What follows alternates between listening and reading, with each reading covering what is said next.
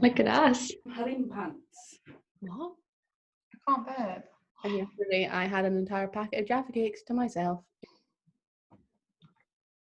Oh. Full screen. Okay, full screen. Okay, let's stop talking shit.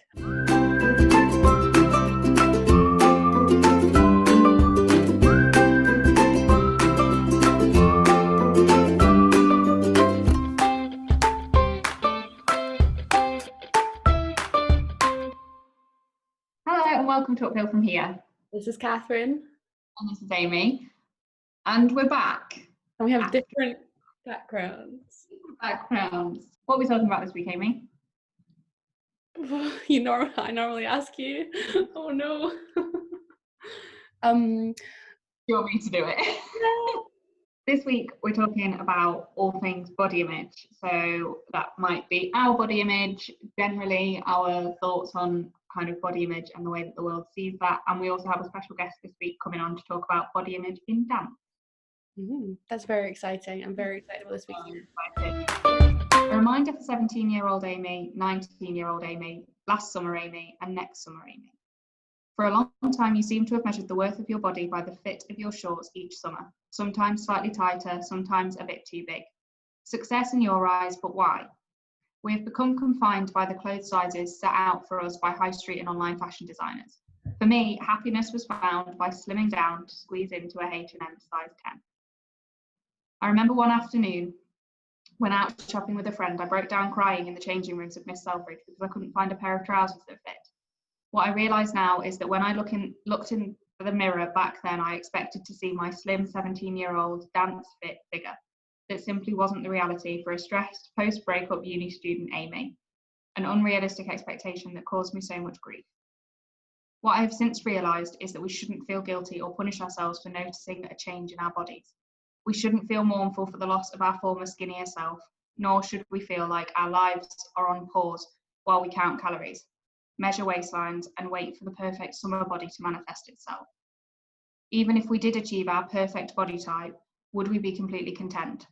I think the answer lies a lot deeper than what we see in the mirror. Clinging to an impermanence will only lead to sadness and disappointment. The most important truth I've ever had to accept is that our bodies are in a constant state of flux. Our cells renew overnight, scars heal, we grow, we change. Your body won't always look like this. In fact, your body will never look as it does now, ever again. Take a minute to think about that. The body you have today isn't quite the body you had yesterday, and it won't be the one you have tomorrow either. We have to learn to just be. Body confidence is a goal to work towards, but body acceptance, body tolerance is a great place to be too. To acknowledge your body, lumps, bumps, scars, and to recognise and appreciate how it looks and feels. An ever-changing truth is to acknowledge who you were, who you are, and who you may become. Amy. Oh, I went a bit spiritual. I'm like Buddhism me. Do you still feel that way now that you're looking for your 17-year-old self, or do you think you're over that? I'm so over that. I don't really care what my body looks like. Well, obviously I want it to be fit and healthy, but I don't want to look like 17-year-old Amy because she was, on the inside, she was pretty ugly and miserable. And like, I am far happier on the inside, so I don't care as much about the external anymore. I've worked on myself more internally than externally, and I'm far prouder of this person now. So she could be in any shell and she'd still be a nice person. So you mentioned in your letter about the whole kind of happiness to you was being able to fit into a H&M size 10. And then you've obviously got your project Rethreaded going on at the moment where you're adjusting clothes to fit you. So when did that switch? Yeah, I got sick of buying new jeans and shorts like every month because my body changed. And I was like, why isn't my body fitting these? Why isn't my body fitting these sizes that these clothes are obviously made for that size? So why am I a size 10 in River Island and then a size 14 in H&M and a size 12 in New Look? It's confusing. And I think the sooner you realize is that clothes need to fit you. You don't need to fit the clothes. So like, you need to make your clothes work for you. And like, if that means you have to size up 2 sizes in a certain shop, that doesn't mean that you're that size or that's a bad thing or you've gained weight. It means that they've designed their clothes poorly, and they've not thought about your figure. They've not thought about real figures and real sizes and real women. And I think that's their bad. You buy whatever clothes fit you and look good on you. Doesn't matter what size it says on the tag. I've literally, one of my favorite dresses was a maternity dress. I didn't even realize. But it looks good, and I was comfy in it. And if I need to breastfeed at any point, You mentioned your 17-year-old dancer fit body. oh, Do you, because this is something that I can kind of relate to as well, mm, do you think it's harder for people who did a discipline when they were younger to realise that their body has got to change? 100%, 100%. Like, luckily, I never went down that route of like going into like performing or whatever. But my like teachers did, and they went to dance school or drama school, whatever, and like they were like measured at auditions, and like you're literally defined by your dimensions and like your features, and they literally would like measure her height and her waist to make sure she would like fit. And certain auditions they will do that, and like I, I don't know Yeah. what. Yeah, you do feel like in those classes you're being judged on how your body like expresses itself, but in a way that means your body's being judged too. I just feel hugely in the industry there's a massive pressure to be a certain size to play a certain role, and certain sizes and body types fit certain different roles, and I just think that's bullshit. You can carry a lot of weight and maybe be a bit bigger, but you can be super fit and super strong. So that means you can still be an excellent dancer. You're just not a size 4, and that's fine. Don't fit in like the leotards in the bag of the dance class, but and what?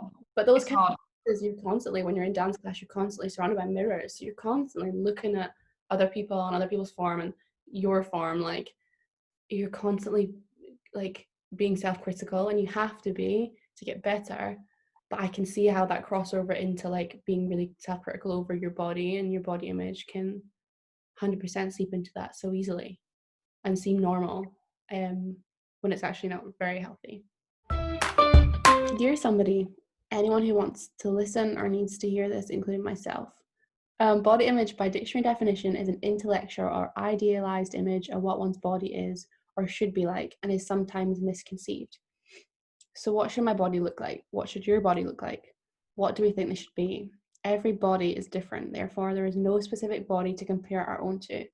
We only compare our own body to others because we are hyper aware through the fall of societal commentary of what a healthy body looks like.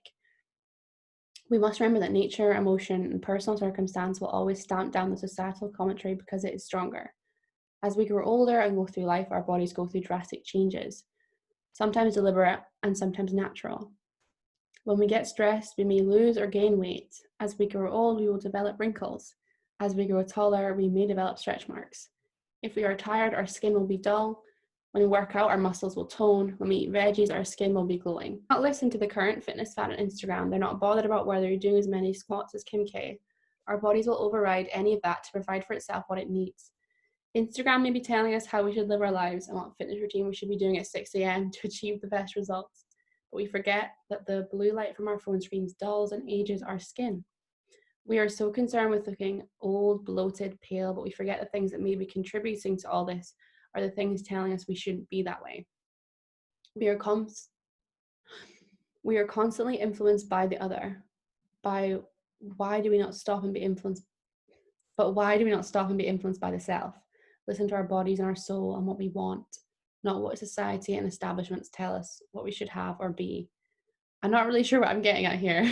I think that I'm trying to say is that making changes to your body because you want to, making changes to your body because you feel like you have to from some external force or establishment is not fine or empowering. Making changes to our body because we are worried about looking our age is something that we should not be installed in our minds. When we are made to feel that we are nothing more than the shell that our whole personality, intellect, and soul is contained within, there is nothing wrong with us. There is something wrong with what we're being told. There will always be conflicting voices about what we should be. The trend is always changing. Stop listening to them. Be who you want to be. Love, Kat. So, like you say, you mentioned they're like a healthy body. Like, what does that mean to you? Like, well, how do you make your body feel healthy? What does your body look like when it's healthy? Just that feeling of like not being lethargic, not feeling like I'm kind of run down or anything like that. It's that feeling of like good amount of sleep, good amount of veg, and good amount of exercise. And even if that's just going for a walk one day, I can feel a damn sight healthier by the time I've gone for a walk than I did when I first woke up in the morning. And it's all about that kind of like physical feeling, because I think you can feel it when you've not been maybe taking care of your body as well as you should be, and that's different for everybody. So, you know, make that change according to what your body is telling you. Sometimes my body tells me to eat a lot of cake. Do you think, yeah, where is that line between like your body like craving something and needing that food and knowing you need it, and just when do we stop listening to our bodies and have to have more willpower? Because I don't. Your body will crave crap at certain points, particularly for women, because when your body is going through menstruation, you'll crave sugar. And it's like when you've come off a workout and you just want to eat chocolate, it's a natural bodily need of, well, I need something sugary. So it's knowing kind of, okay, I've just done a workout, I want chocolate, but could I eat something else that would equally satisfy that craving? Or I'm hormonal and I want chocolate and I'm going to eat chocolate. Like, I think it's about having that balance, but also don't deprive yourself of anything. Like, never say, oh, I can't have that because it will make me fat. It's like, well, no, that's not a thing. You can have that, just have it in moderation. You talked about how social media can really be harmful to your perception of your body and what your body should look like. I unfollowed all of the influencers that I was following on Instagram because they were all talking about the perfect this and the perfect that, and they had, you know, they were eating this for breakfast, and I just felt awful. I was like, well, I should be doing that. And it was like I was just looking at all these people thinking, well, I want to be that, and I want to be like that, and I want to be like that, and I want to be like this. And all of those people were completely different people, so I couldn't listen to one thing. And don't get me wrong, I still go on Instagram, and even like friends wise, I'll look at people and I'll go, damn, she looks fit. And then it's like, but also that person has a completely different body to me, and their body reacts in a completely different way to what mine does. And to some people, my body might be the perfect body. So, you know, it's all individual. It's all about perspective. But I do think that Instagram is incredibly harmful, because even, for example, when you start looking for dance workouts or workouts on YouTube, Instagram will suggest to you an advert for this brand new diet pill or this new way to lose weight, or here's a new workout you can do in 5 minutes. And it's like, but doing that isn't achieving any sort of health. All it's doing is, you know, it's not long endured cardio to get your heart rate up. It's, well, how can I force my muscles to be toned in a way that I want them to be in a short amount of time, and then lose them when I don't do it for a day. Like, consumer culture is fueled by making people feel inadequate. So if they see these images of these girls with six packs or guys with six packs, whatever, and this sportswear or this like, they feel like they're inadequate, and that's what consumer culture feeds off, because it makes you feel like you need something else. You need that diet pill, you need that program, you need to do this and that to make yourself whatever. And it's like, as soon as you stop buying into that bullshit, the better. And Instagram is all about making it look perfect, and nobody lives a perfect life, so it's just damaging to the people that don't have that. But I also have noticed a lot more when people are talking about body confidence and self-acceptance and body love, and there seems to be a real trend on social media right now about like plus size women, plus size people, and I feel like that idea in itself is really it's just not very inclusive. So like, it feels like you have to fit into certain body types, and there's trends as to say, oh, like big hips are in, or small waists are in this year, or flat chests are in, or plus size girls are in. It's like you have to fit a type. Plus size women need to feel included, but by automatically giving them the name of plus size, you're already putting them in a category, and you're already saying you're not a part of this. Why do we then have to, like you say, glorify that for now, and then maybe, oh, but people like Kate Moss will be in by winter of 2020. Yeah, I think it kind of leaves women with bodies at a point where they're like, well, I don't have that body, so I can't. It's like, why are we obsessed with giving people a label and a box to be put in, like giving such definite guidelines of what you fit into? And normal people's bodies don't fit into those. Nope. And I don't know, just you saying about plus size kind of being really glorified at the moment, which is great.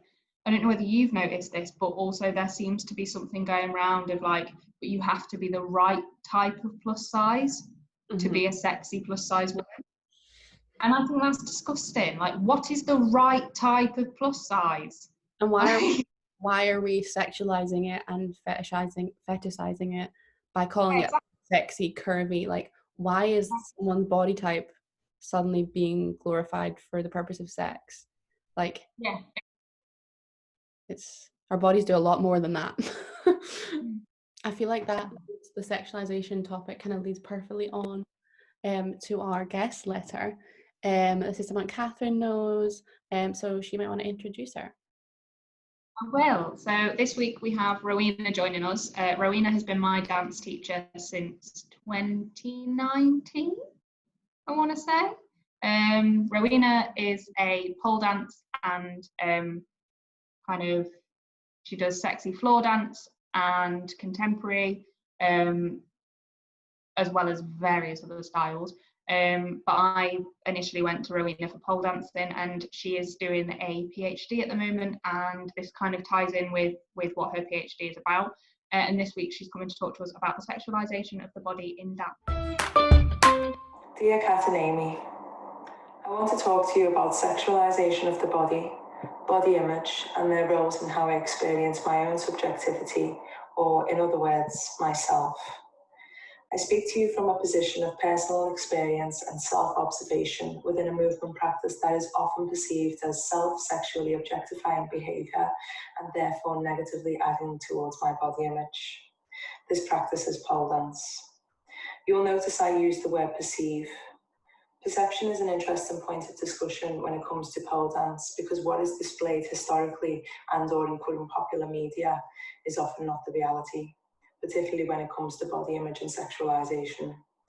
So without sounding too much like I'm about to present my thesis to you, I want to offer you 2 points to consider when looking at these themes in relation to pole dance and/or erotic dance.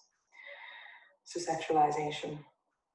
Dancing in a provocative way or with erotic intention is often criticised as disembodied activity that is purposely carried out to please the gaze of the onlooker, which is usually men. To suggest my movement, whether visually sexually suggestive or not, exists only to please the onlooker is very problematic in many ways. So firstly, it suggests that I experience no physical sensation or enjoyment of my body when I perform. Secondly, it disregards the fact that women, that movement can be used to create deeper connection between mind and body. Thirdly, it indicates that women cannot experience something sensual without them having to internalize the gaze of a man. Fourthly, and relative to the previous point, it suggests that all women who dance in an erotic way, with or without a pole, are heterosexual, which is not the case for me and quite a few other women that I know. I'm going to move on to body image. So before I committed my life to dance, I could not see my physical or psychological strength. The images that I had of my body were never good enough, and I was always trying to meet an impossible standard of what woman or girl, depending on the age, I was supposed to look and act like. This was met with many self-destructive behaviours. However, when I committed to a movement practice, which is dance, that requires discipline, focus, and determination, I began to see a psychological shift that was clearly reframing my thinking. I allowed myself to feel the power of my body and its capacity to make choices for me, as opposed to only using my body, a body that was groomed and carefully crafted to satisfy the gaze of others. When I say my body makes choices for me, I intend to express how I use the images of my body to tell me more about myself. I do not profess that I have no issues with body image. I am saying that I have methods of dealing with them that are very effective in my journey to self-knowing. I use this as a direct argument towards anyone who suggests that pole dance damages body image in women. I have a long history of and a lot to say about objectification, sexualization, and body image, so it is quite tough to address these subjects in such a short space. However, if I were to offer you some advice in terms of protecting yourself against the harms of sexualization and negative body image, it would be this. Resist acquiescing to the gaze of others and instead look inside yourself. Dig deep enough to feel what you want and know why you want it. Explore movement and other elements of sexualized femininity, not only with an anticipation of an external gaze, such as the audience, general society, but for the experience and pleasures that it offers you during the process. Create the terms and conditions of your own body and make sure you always keep them close by. Wish you lots of happy dancing in the future. Rowena? She is a boss lady. Isn't she? Definitely the idea of, like, I've not kind of spoken to her about it before, but something that really stood out to me is that idea of like the disembodiment of when you perform dance, specifically stuff like pole dance, and within that kind of idea of erotic dance, that the performer is not allowed to feel anything or doesn't feel anything unless they are under the gaze of somebody else. I think that's really, really interesting, because probably when I was young and dancing at school, it was always kind of, oh, but does my hair look okay, and did I look pretty when I was doing it?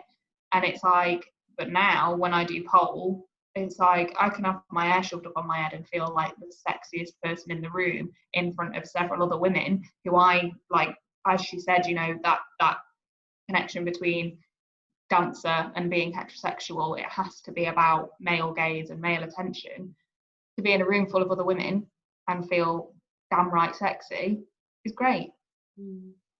And, you know, for me, being heterosexual, I'm not looking for their gaze necessarily, but when somebody turns around to me and goes, that looks amazing, like that looked really, really good, or that was so elegant, I feel great, because it's that idea of like, I was doing that without any thought of who was watching.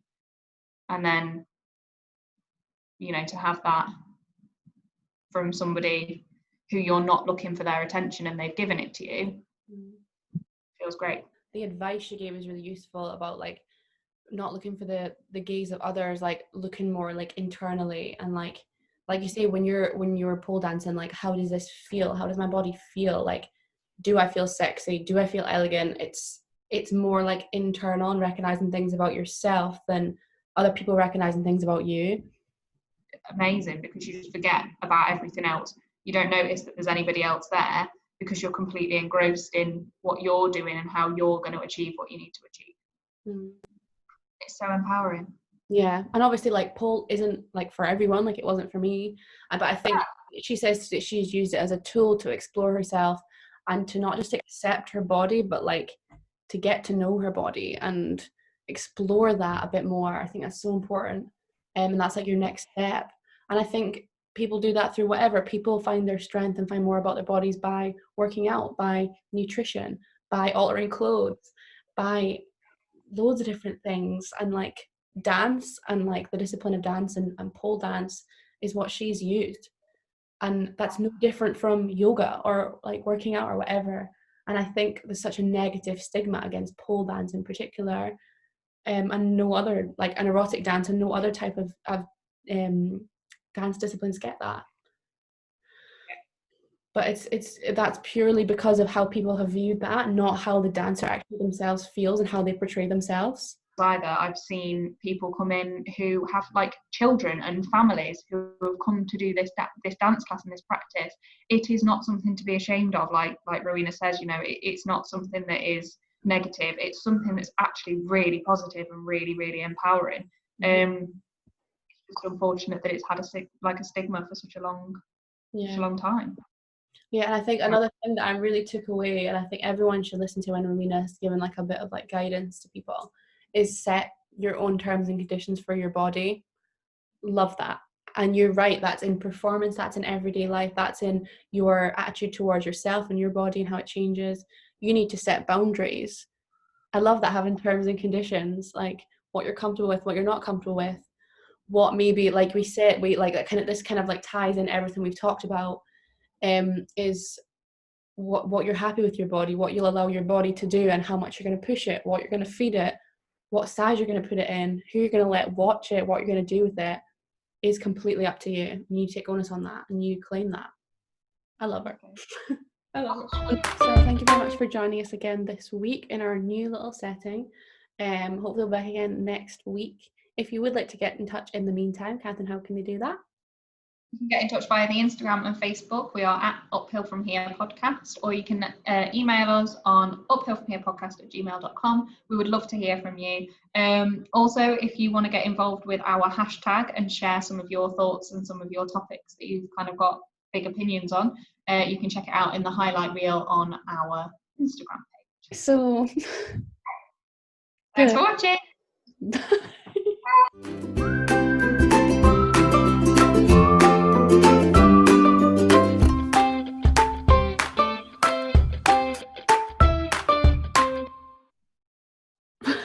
What just happened?